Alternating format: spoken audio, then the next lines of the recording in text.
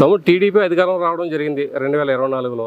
So పెట్టినటువంటి పథకాలన్నీ కూడా సక్సెస్ఫుల్గా అమలు అవుతాయని భావిస్తున్నావా? అమలు అవుతాయని కదా సార్ పెట్టారు చంద్రబాబు నాయుడు గారు. మాకు చాలా ఆనందం ఉందండి.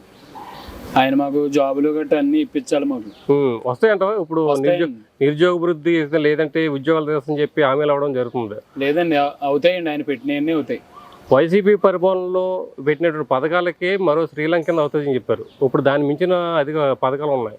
మరి ఇప్పుడు ఎలా ఉంటుంది అనుకోవచ్చు? మరి ఇప్పుడు సార్ అయితే పెట్టారండి బాబు గారు, కంపల్సరీ అమలు అవుతాయండి.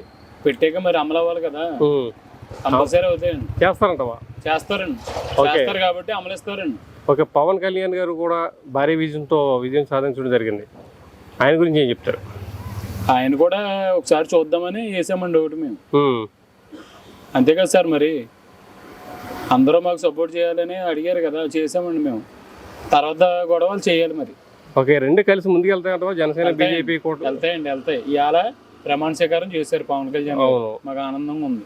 ఓకే, మరి ఎలా ఉంటుంది అనుకో? డిప్యూటీ సీఎంగా పిఠాపురంలో ఎలా పరిపాలిస్తారనుకోవచ్చు? ఇంకా ఇవ్వాలి కదా సార్, సంతకం పెట్టింది ఉంది, ఎదరుంది కదా, ఇంకా చేసే పనులు చేస్తారు వాళ్ళు. చేస్తారంట? చేస్తారు. మాకు నమ్మకం ఉంది కాబట్టి ఓటేసామండి మేము. ఓకే, సరే తమ్ముడు, థ్యాంక్ యూ.